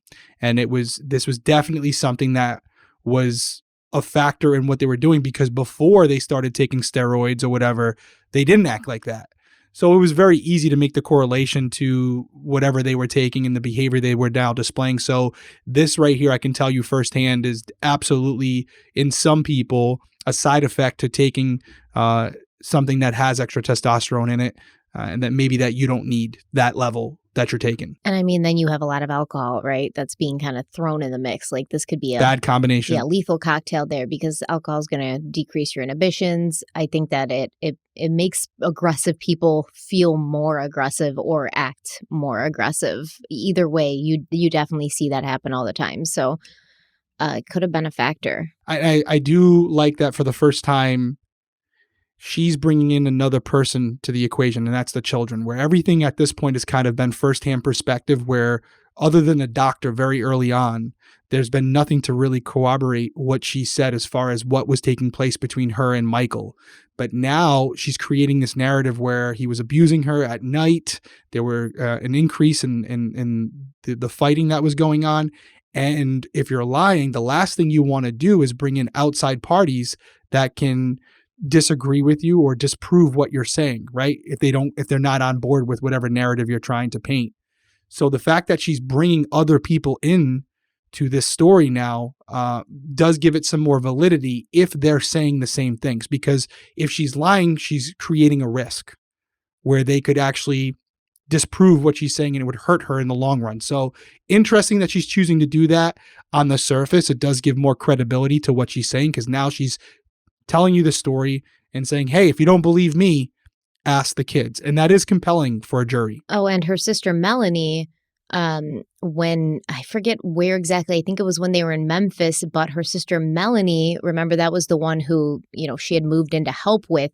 She also testified that she had walked in one day and she heard yelling coming from the master bedroom, and she walked in and Michael had Danielle pinned against the wall, and they were having some sort of like physical altercation. So there's definitely people who like will, support what she's saying, that the arguments did get physical, that there was physical violence between the two. But who was the aggressor? Was it physically violent on both parts? Because I am somebody who believes that, whether you're a woman or a man, you shouldn't be laying your hands on your partner ever. It's not good. It's not going to ever diffuse. And like, obviously, yes, you have to protect yourself, but don't take part in this thing and just have it like cycle out of control, because you can't be a part of that. So we don't really know where the situation was. And she admits, to oftentimes hitting him back, things like that. So the kids did say, like, when they fought, it was bad. Like, they could hear it. They said they had a toxic relationship. They both went at each other. So it just doesn't seem like a super good situation all around. Who was the main aggressor? Was it him? Most likely, if we believe her, yeah, it was most likely him. And there was times when she did fight back. Yeah, I agree with everything you said. The fact that there's other people involved here, it's still great, because now you can have conflicting stories. If there's some premeditation where they're trying, whenever you put people on a stand, stress comes into it, and usually the truth comes out, and it's harder to keep your story straight. So always love when there's multiple angles, multiple stories, multiple witnesses. Because if you're having them all say the same thing from their own perspectives, there usually is some truth to it. But at minimum, what I take away from this just right now is that this picture of Michael, that he's this great guy and all these things from the outside, could absolutely be true. And yet we know for certain that there were things going on within the home that weren't necessarily the best. And that's directly from the children. So that is something that's important to consider when evaluating Michael Redlick as a person as well. We do know that there were things going on at home that weren't maybe not as good as he was painting to others on the outside. Absolutely. And, Michael Redlick did end up moving out of the family home for the first time in 2016. And I say the first time because he would move out again later. At this time, he was still paying the bills, and Danielle was still going to school full time and taking care of the kids. And although Michael was staying at different places during this time, he would still sort of come and go as he pleased from their house. And even sometimes, Danielle would make food for him. And there were still arguments between them that would turn violent. One time, Danielle had to go to the ER after suffering a mild concussion from Michael throwing her into a dresser. But she never told the doctors or anyone what was happening because she didn't want Michael to get into trouble. And one day after getting into a fight at a park, Michael followed her home and attempted to hit her with his car. He was in his car, and Where are you guys? Are you at your own home? yes, I'm sorry, we're at our own home. Okay. And what happens? I've got the garage door up, and I'm standing at the garage opening, and he's in his car, and he's just staring at me, and he's got that look again, this like dead eye look, where point of no return type thing, and he. Is this the same look that you had described from the incident in Indiana? Yes. Is this a look that you would later see in Yes. January of 2019? Yes. Tell me more about the look and what you're experiencing as he has it and what it looks, just from your opinion, what you can see happening to him. It's just like extreme rage, and like I just describe it as a dead eye. He just locks in on me, and it doesn't look like he's, it's like a point of no return, like a snap kind of thing. Are you able to talk to him when this is happening? No. Is this something that would go on for an extended period of time? Extended period of time meaning. In the specific instance. So I don't mean over years. I mean in the event when it's happening. How long is this look that he's got going on? I wouldn't say it's terribly long. It's not short. It's not short, but it's enough to do some damage. So what happens with the car that you were just explaining? Well, he just accelerated, and I'm seeing him, and I'm looking at his face, and I can't believe that he's driving the car toward me, and he's going really fast, and there's no sign of him stopping, and he didn't stop, and I jumped into the bushes to avoid it. So Danielle did go to the Winter Park Police Department to report this incident. I believe it was on October 3rd, 2016. But when the law enforcement official tried to obtain the necessary information from Danielle that was needed to fill out a report, she refused to provide a sworn statement. She got upset, and she abruptly left the building. Later, it would be said in court that the police had told her they would need to speak to Michael, and she didn't want to get him into trouble. It seemed that after some time of Michael living outside the home, he and Danielle reconnected and he moved back in. But then, in January of 2018, Danielle found out that her husband had been communicating with another woman behind her back. He's got his testosterone now, his hair is growing back, his muscle mass coming back, he's feeling himself. Now he can pick up women outside of the marriage. And apparently Michael and this other woman had gone out on like a few dates. They seemed to really be liking each other. At least Danielle felt that way from what she saw in their correspondence. And Danielle claims that when they were separated, she and Michael had both agreed to seek therapy and sort of work on their problems separately, as well as attend Alcoholics Anonymous meetings. But while this was happening, Michael had like some warnings for her about the predatory men who might try to flirt with her during these meetings. So he's telling me when I'm going to my Al-Anon meetings to watch out because guys will be hitting on you a lot. And he keeps telling me this. And so it makes me wonder. So I start to wonder, well, what's he doing at the meetings? And so I looked in his emails, and sure enough, I found some conversations between the two of them. When you see this, how do you react? What is your reaction? Your emotional reaction to seeing this? Well, this would be the first sign of infidelity in, I guess, 14 years at that point. So we had been through so much, and of course I was hurt and betrayed at that point because we were still living together, and surprised. Did you confront Michael about it? Yes. How does that go? He says it's nothing, I don't have to. It's not something I should worry about. But of course, we argue about it. When you hear that response, how does that make you feel? I felt like he was downplaying it, and he was sort of dismissing it, and not being completely honest. Because he didn't know how much I knew either. There you go. There's your other woman. Took a little bit longer years-wise, but we got around to it. And I also will say, just from my experience, and I'm not making a generalization, but from my experience, when a man is feeling not so great about himself and he's expressing that to his wife in ways like, oh, I'm afraid you're going to leave me. Oh, like I'm super like self-conscious, but he never says it's that he's self-conscious. He's just saying like he's afraid you're going to leave him and he's always worried about what you're doing. He's usually like doing something on the side because this is his way of like boosting his self-esteem and like solidifying his ego by being able to confirm to himself that he's still attracted or attractive to other women. Yeah, and she seems like she's being somewhat transparent about it, where she confronted him, and she had a little bit of a smile at the end of that clip too, where she's like, oh, he didn't know how much I knew. Yeah, almost like that threw me too. She liked having the upper edge. I don't know if you caught that at the end there. Yes, it threw me. She had to add that in there, and yeah, but he didn't know how much I knew. Yeah, she doesn't elaborate, right? It's like, well, what Right. else did you know? Like, she doesn't go on to say how much she knew, but I'm sure it's one of those things, and I don't know if men do it, but I know I definitely do it. I do it with my kids too, where it's like, I know something. I know a little bit, but like, I'm not going to tell you what I know. I'm going to see if you tell me, because that's going to show me whether or not like you're going to be honest and come clean, or whether this is like a bigger thing and you're just going to keep lying, Right. Yeah. I mean, I do it with my kids. I don't know if I'd do it with my husband. So Danielle actually claims that she went to an Al-Anon meeting and like met this other woman, and the woman like approached her and confirmed that the relationship was happening.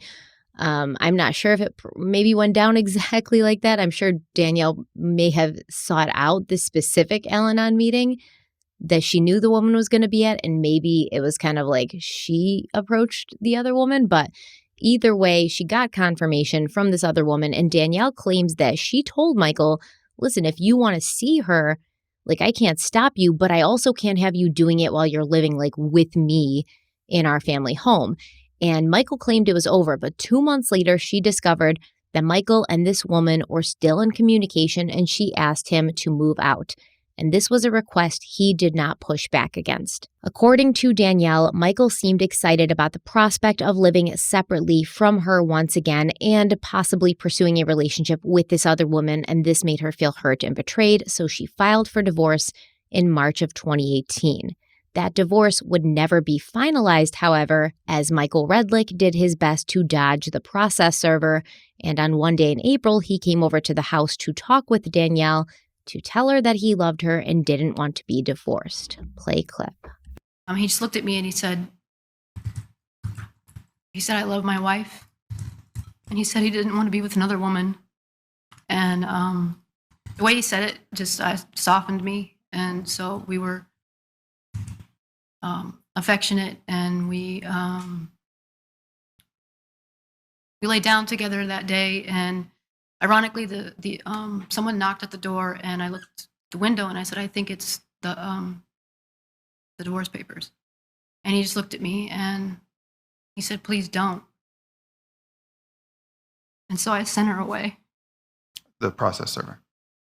She knew he was there. She saw his car, and You can hear it. It sounds genuine to me. There's definitely some hurt there, and I think some regret, because she's probably saying to herself, if I would have just went through with that and said, hey, he's right here, have him sign it, that may have been the end of it, and she wouldn't be on trial for murder. And he wouldn't be dead, right? And he wouldn't be dead. Right. Exactly. I agree. Once again, I'm watching the live chat with this trial, and there's a lot of people like, oh, she's faking it. Like, no, I watched this entire trial. I heard this woman talk for hours and hours. And she stays pretty stoic and level, even monotone her voice at most points. I don't know if you've noticed that. Right. Even keel the whole way. Even on some of the more controversial stuff, she hasn't broke any really showed any sign of emotion. She's very, very, very monotone about everything. Very much in control of her emotion. And there, when she says he said he loved his wife, she wavered a little bit. And then when she talks about the process server, she definitely showed, I think, genuine emotion there. And like you said, yeah, regret. And she's probably remembering this what she thought was a one true and genuine moment that they had together. Probably one of the last ones that they had together. So yeah, I think she definitely feels regret, not only for not going through with it. And this is hindsight. Hindsight's very, I guess, insightful, but not super valuable at the time, because what's done is done. But she most likely has regret that he is no longer alive, because at the end of the day, I think she very much loves her children, and that's their father. So this is a very complicated situation. Well, it goes back to what I said very early on in this episode about those forks in the road and the decisions we make. They don't always result in death, but for each individual out there, they're gonna focus on a certain event and the way they were feeling in that moment and how close they were to maybe going a different route. But in that moment where, as she said, he softened her, even though she was really secure with her decision, he got to her and she changed her mind. And that's her fork in the road. That's the moment where she feels like I could have made a difference here if I just had chosen the opposite of what I chose. And for every person, it's different. Some people, it may have been earlier, it may have been the moment where he tried to hit her with a car, allegedly, but for her, this is the defining moment where she goes back to and she replays saying, I was so close to just opening that door and just saying, here he is. Sign the paperwork. No, you've done it to me enough. I won't do it again. And it could be a completely different situation. So for her, that was kind of the breaking point where she felt like she really had an opportunity to get out of the situation. She didn't. Now she's where she is. So I think there's a lot of emotions that she's feeling, not just the loss of her children's father, but also the predicament she's in now. Because at that point, when she's saying it, she could still lose her freedom.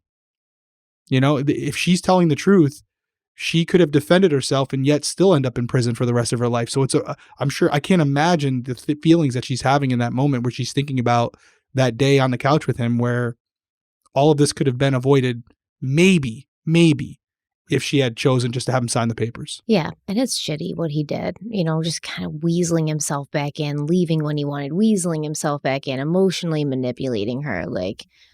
It's hard enough already without the mind games. But, this happened, and by the next month, Michael and Danielle were back together, trying to make it work, going on dates and rekindling what they had lost. And Danielle claimed that she felt he really meant it this time, that he loved her and he wanted to do whatever it took to be in a committed marriage with her.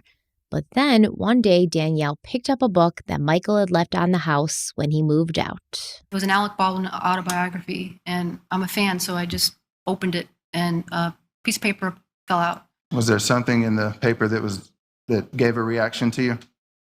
Yes. What was the reaction that you have upon seeing it? I was disappointed and shocked.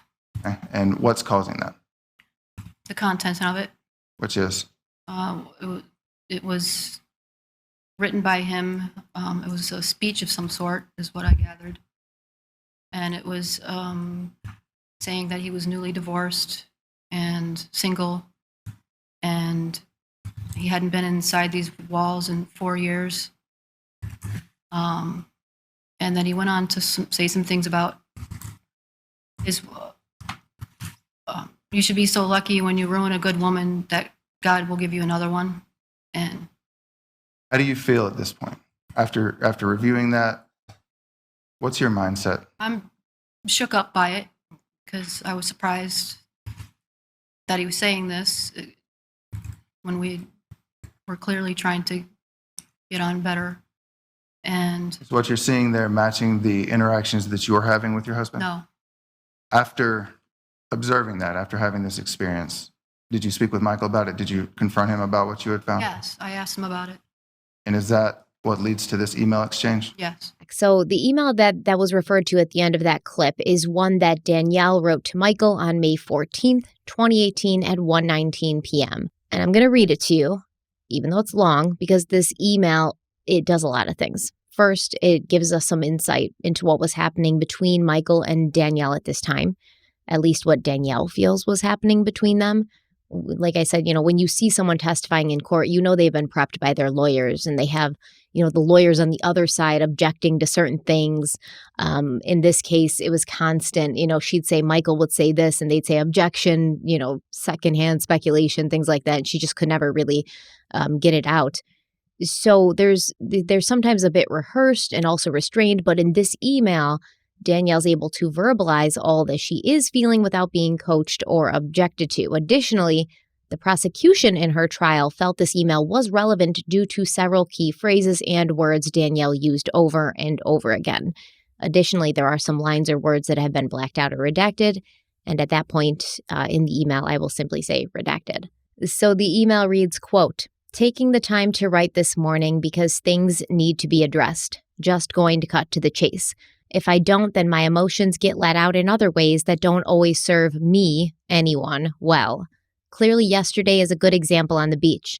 By the way, I think it's funny how you chose to take the morally superior stance by telling me I'm not a Christian because I had a sharp tongue with you regarding your totally immoral, shady actions that put truly loving, loyal, and well-intended, caring people, namely your wife and kids, in a state of pain and emotional turmoil. Not once, not twice, but continually and relentlessly. I know I'm bitter at times, I admit, and no, it's not pretty, and I do need to get a grip, as you put it, but you have a lot of nerve as well. Although my words may be cutting, they are only sounds, a dull knife compared to the sharp, disloyal, deceiving, phony, and never-ending selfish knife you continue to twist in my back as if it's a sport at this point. Of course, someone would be messed up, traumatized, and may act out. I mean, seriously, the latest discovery and what continues to unfold as the horror story of the century, you know, that letter/speech/page of thoughts/garbage, whatever you want to call it, is about as hurtful as it can get in a marriage, ending or not. Not to mention it shows what a dishonest, unscrupulous person you are. Not sure if you even realize that, and blaming it on someone else is sad. In that letter, you are as far from Christ as the devil, and your lies about it all are too. As if the doubt on top of it for me wasn't great enough already, how could I ever be at ease after that? I never recovered from the David's sessions, honestly, and certainly you will never help to reverse or move any mountains for me. I know that for sure. I've never met anyone who convinces themselves over and over that their immoral, conniving actions are not just that, but are somehow justifiable and reasonable, no matter their cost or harm to others. I noticed whenever I confront or attempt to process, work through the cuts your knives wound me with, you have a hard time. Trouble admitting the truth. Trouble admitting the true nature of just how sharp and dangerous their edges are. They are nonetheless weapons, and you are always claiming the right to hurt me with them. When I ask you about the hurts you put me through, I hate the answers you give me. I mean, how do you love a man who will, redacted, because you are acting in agony over the aftermath of his cutting, hurtful actions to begin with? How do you love someone who watches you suffer, go without, fade into, redacted, struggle to finish school with no support, not financial, to try and better herself for autonomy and a chance to reclaim the life she always wanted to live, someone who spites your wishes for respect because they are insecure and angry that you want to be happy? Ugh, that being said, I don't want to spew, rant, or hurt anymore. That's the last time, and the worst of it is in this letter. Actually, I'm writing this to free myself from the bondage I lived in for almost a decade. Not all your fault. But I have been so emotionally beat up, my heart assaulted over and over in ways I never imagined possible from someone you love or spent so much time with, invested so much with, had children with. My loyalty of all these years has really been the chains that bind me. My own fault. You didn't put them there. My pain got so deep that I did not know how to comfortably live anymore, hence the self-destructive behaviors and unraveling of spirit. Neglecting myself and even my kids, because when you neglect yourself, you essentially neglect them, and that was the action I took to mask my longing need to truly be held, seen, regarded, loved. To truly live, that would be to feel that. I'm not sure I ever really felt it. I know I only felt the longing and lived in paranoia that I would perhaps never feel what I so deeply desired, ached for. I turned away what I deemed as phony attempts to love me. It didn't feel right, so I rejected it. I went on sacrificing my own happiness and ended up jeopardizing my children's as well. I blame you, but really, I am just as at fault. I did not care, and I did not act with self-love. I was wrong. I drank. I raged. I became the ugly pain in my heart on the outside. I changed and witnessed a darkness in me that I never knew was there or could be a part of me. My pain made me dark, ugly, and shameful, but really, I don't know how to be happy loving someone who does not represent the things I love or hold sacred. That just sets the stage for pain and or struggle/conflict as it has. I just want to be happy now. I made up my mind that this is what I need to commit to, not a person or a marriage, but my own true happiness. What a concept. I know. I think some of us have this subconscious belief deep down that we don't deserve to be happy or that we don't get to be happy until we have suffered and or bled to death first. Well, I think I might be one of those people, and as illogical as the previous statement is, I have suffered, even bled to death, I'd say, and bled to death here is underlined by her in the letter. And so any subconscious prerequisite to happiness are technically fulfilled. You wrote words that your spouse, lover, does not have the capacity to be happy with anyone, whether that was something you believe, relate to, or just part of the act for your audience. I know I can be happy, I just haven't committed to it, and I realize you do not hold the key, as I may have mistakenly given you the permission to hold for so many years. In fact, it is only I who can hold that key, and only I who can unlock the door to my own unhappiness. I know what makes me happy, and I shouldn't let you or anyone rewrite, deny, or offer me anything less, let alone claim that I am not capable. I was hopeful, sweet, full of life and love when I met you. I came with that, and I am leaving with that. Whether you see it or not doesn't matter anymore. My face may be dirty, but all I have to do is wash away the grit, put a little TLC back into it, and it will shine as clean as it did the day I met you. It's called taking care and deciding to really tend to my happiness. No more sacrifice, suffering, begging, pleading, crying, reducing, wasting away, or wondering what kind of scary pain lurks around the corner next. Anyway, we have to figure out some stuff. I know it's all messy. Money, my issues, our issues, kids. Let's just say beach houses and traveling the world aren't exactly in the immediate future. I'm embarrassed, ashamed, and sick about everything, but I have to keep trying. And most of all, somehow make it up to the kids. Redeem myself, as you refer to as well. By the way, for the record, I really wanted the Romeo and Juliet story. I wanted a soulmate to trust, melt into, be there for, even die for if it came down to it, to show the depth of my love, and hopefully vice versa. Or just the one person who had your back and you had theirs no matter what, no matter anything. I wanted to be special, and I wanted to treat someone special even when the walls came down. I wanted to know that nothing shakes the foundation or otherwise. It's the kind of love I wanted our kids to see so that they could find it for themselves. Well, I guess you can't take away a person's faith in those things, even if they never come close to them, or it's just a fairy tale. At least they have something to believe in. I don't believe you were ever fully game. You talked like you were, but your so-called love actions never really felt much more than surface or a feed the need type deal, and still do to this day. I knew when you pulled your arm away the first time I tried to make it a special love, and I knew it the day I married you. I think you limited me to serve and protect yourself. You are deathly afraid of being vulnerable and or selfless. You are definitely nobody's victim, and I have to say good for you. But when you protect yourself so much to the point you miss the opportunity to experience something completely real, you lose anyway. And sadly, so does the other person. I wish I could have had that, I really do. And don't say we can, because all that has happened has canceled that potential. And I would always wonder what is in your head, because I discovered so many shocking things that you hid. I see you, as always, self-serving, and you can't really trust that. Trust is the biggest part of all of this. Love is trust. I hope we pull out a better future for our kids.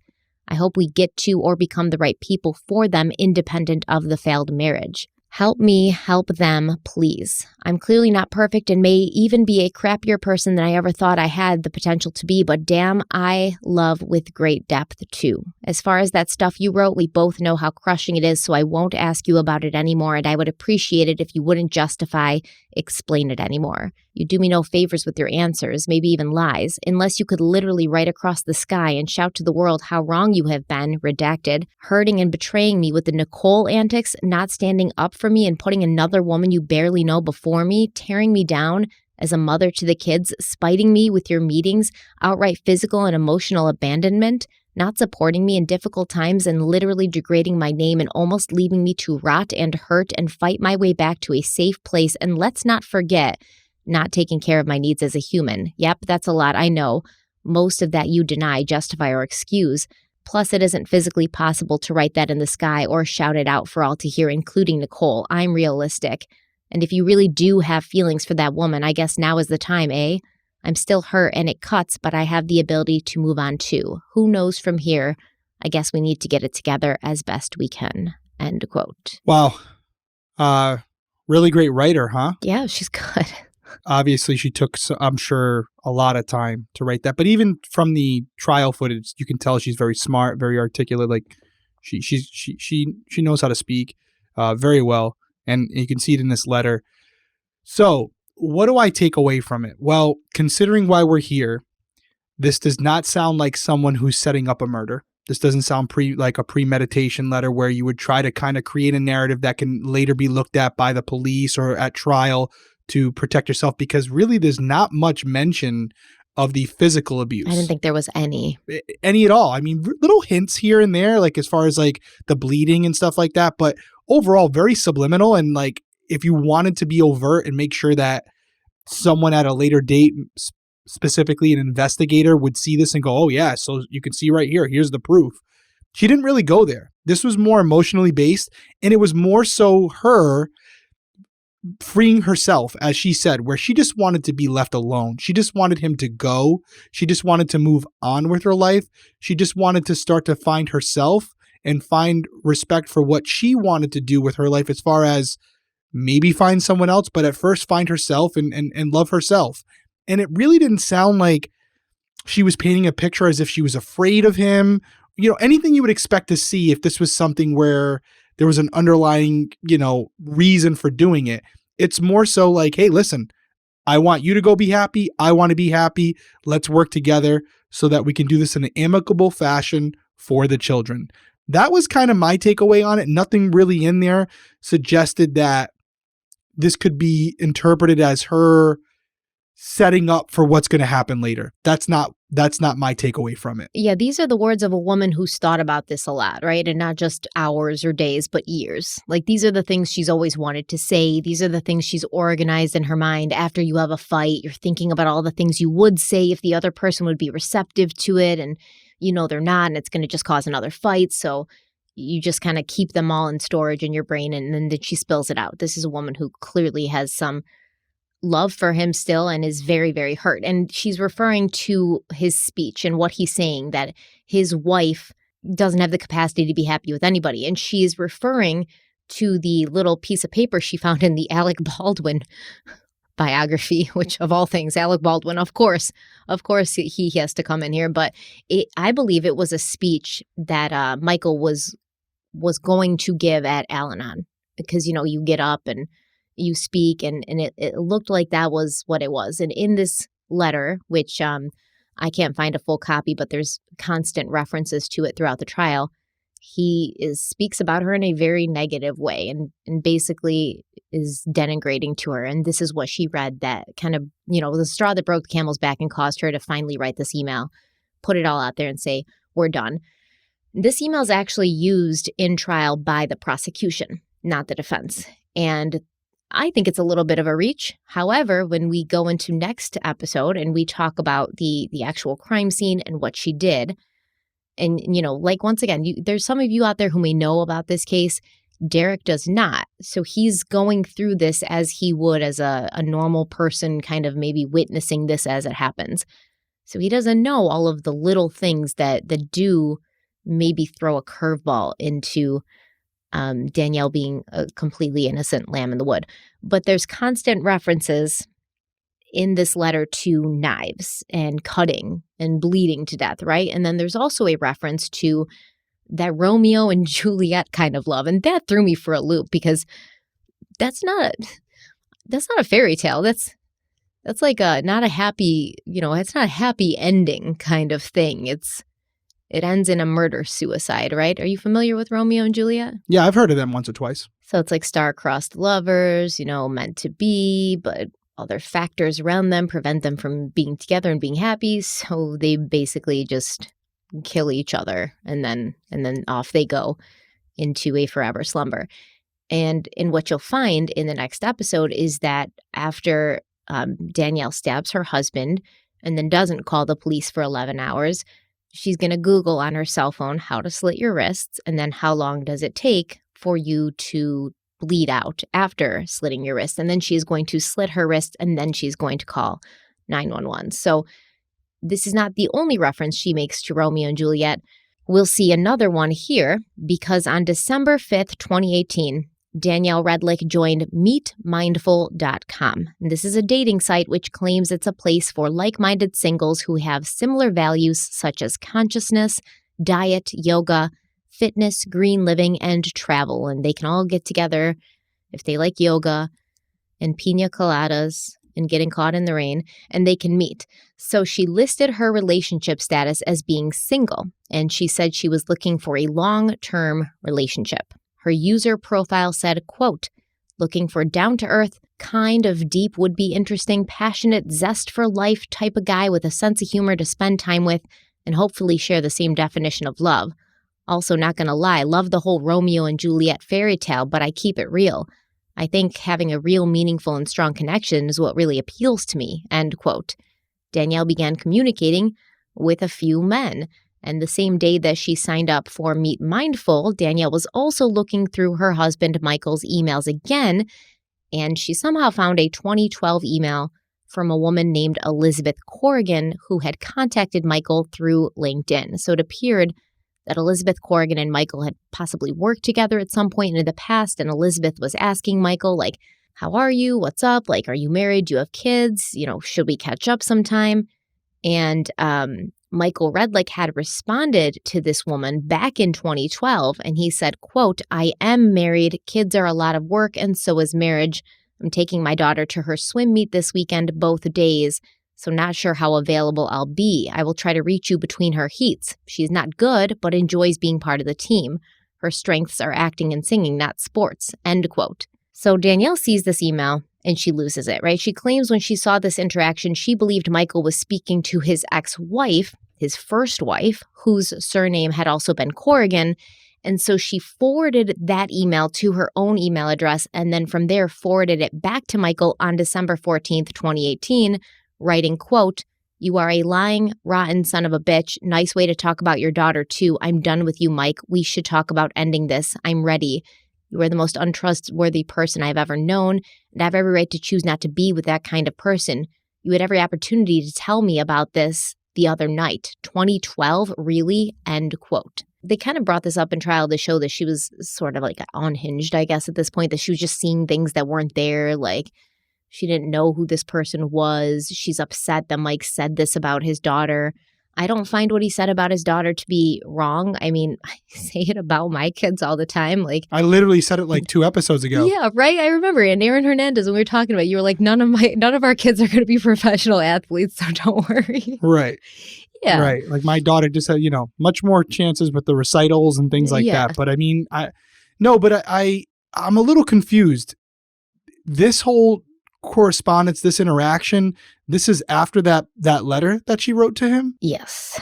Okay. So why is she saying I'm ready to end this when she's already said that and she's on the dating site and all that? So is there something in between there where there's maybe a rekindling of the relationship even after that letter? Because it feels like that letter was the severance of their relationship. And then also she's on the dating app, she's talking to other men. So it feels like they're kind of doing their own thing. And yet she's still also going through the emails and then, saying to him, I'm ready to end this. So I obviously she's hurt. I'm not ignorant to that, but it sounds like she's saying it again, like, I want to end this. She says in the trial, like, I realized that it was hypocritical of me because I was on the dating app and I was talking to other people. I think she's, trying to make it seem like I didn't want to talk to other people. I didn't want to be out of this marriage. I had to do this stuff based on, what he was doing. Like, he pretty much gave me no other choice, but it wasn't what I wanted. And obviously I'm still like invested. And I mean, clearly,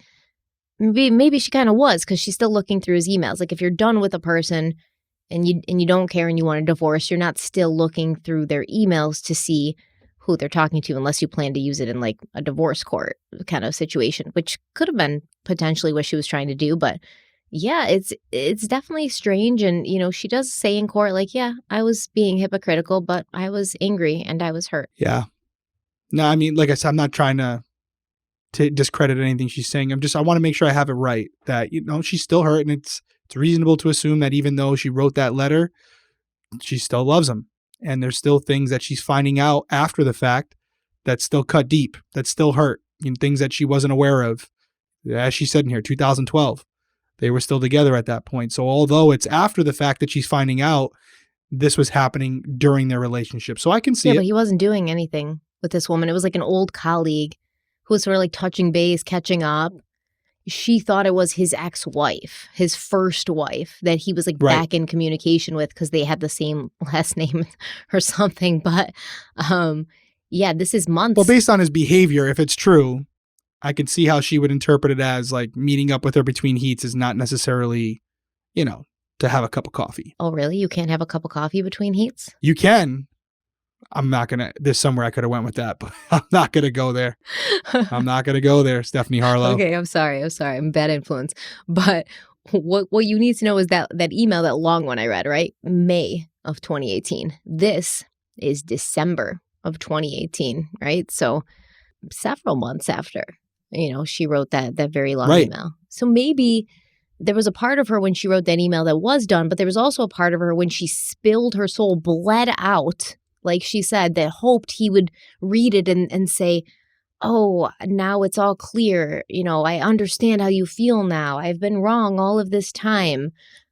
Come to me, my princess, and let's make this all better. And now we're in love and everything's fine again. There may have been a small part of her that was still hoping that he would finally hear her and, maybe admit where he'd been wrong and improve. I don't know. Yeah. But I mean, at this point, we're at the end of 2018, right? And it appeared that the tension, the anger, hurt, and confusion that had been boiling between Michael and Danielle Redlick for the better part of a decade had finally come to a head. And within a month, Michael Redlick would be dead. I rhymed. I didn't mean to rhyme there. No. I covered a lot there, and I think it's great. I think going into it, depending on where you lie on this, if you're to believe Danielle, then it was a very tumultuous relationship. There was a lot of issues between them.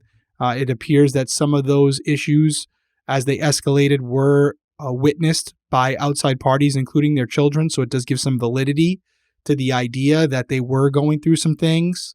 The letters, the email correspondence, things that he was doing, I'm sure all of this digital evidence was hopefully looked at by investigators to corroborate some of the things Danielle was saying he was doing.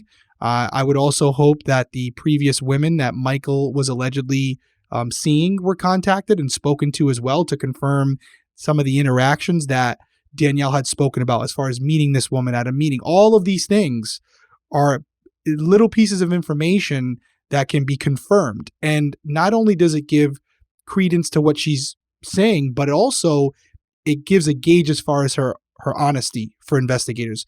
If she's telling the truth about all these little trivial things, then it makes sense that she might be telling the truth about some of the bigger things as well. So they're constantly doing two things there. They're confirming what she's saying, but also gauging her honesty throughout the investigation as they develop it. But that all being the case, the police ended up charging her with murder. Mm-hmm. So I'm really interested to see how we got there, because even though they were able to confirm most of this, I'm assuming, they still decided, and the prosecution decided, that they were going to charge her with murder because they believed that she did kill her husband in a way that wasn't justified. Well, the prosecution wanted her bad. Like, trust me. That's why when you said, did they talk to all these, did they follow? I guarantee you they did, because they would have been looking for the smallest thing that she was lying about. And the prosecution wanted her big time. They definitely thought. And I think that a big thing of it was the 11-hour wait time, right? Between the stab and the calling of 911. Don't go there. I want to wait now, because then we're going to have to cover all that right now.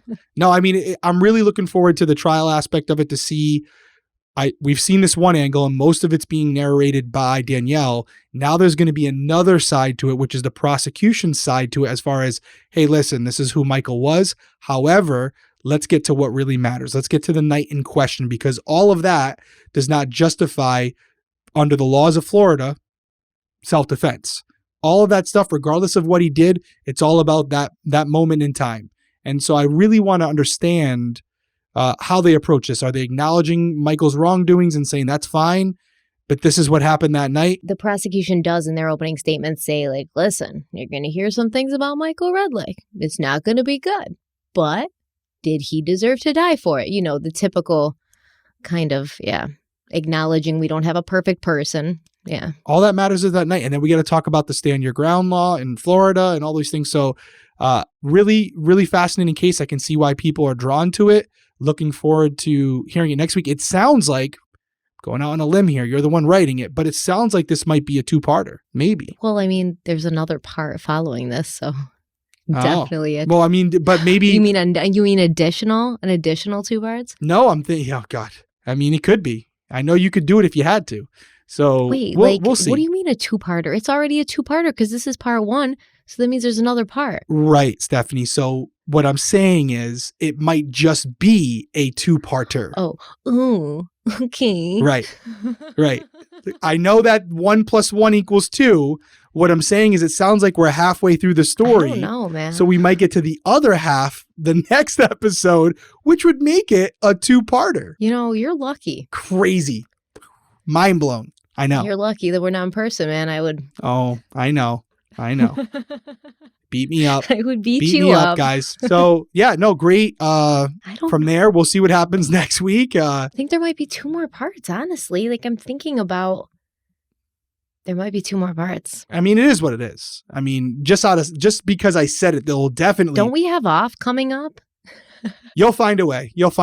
Either way, we'll get to it. We'll cover it. We know you guys want to hear about it. I want to hear about it. If you guys are interested and want to weigh in on this episode, weigh down in the comments below. If you're on audio, leave a review, 5 stars preferably, and leave your comment about the case. We do read them.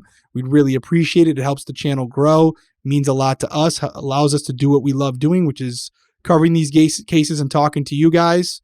Anything else? Criminal Coffee, we're back. We're full bore. There is no lead time on Criminal Coffee, by the way. If you want coffee, we have it in stock. We're ready to ship it out. It's like 1 to 3 days that it's being shipped out to you, and we're doing priority. We've gotten the shipping prices down now. We got them locked in. We're using flat rate shipping. So based on where you live and how much you order, it's essentially getting to you for the same price. So you're going to see a reduction in shipping pricing as well. So that's really it. Everything's firing on all cylinders right now. Yeah, where can they find us on social media? So if you're looking for us at Crime Weekly, which is why you're here, it's Crime Weekly Pod on Instagram and Twitter. And if you're looking for our coffee, it's Drink Criminal Coffee on Instagram, and it's Drink Criminal on Twitter. Absolutely. We will see you guys next week. Until then, stay safe, and we love you. Bye. All right, be safe out there, guys. Good night.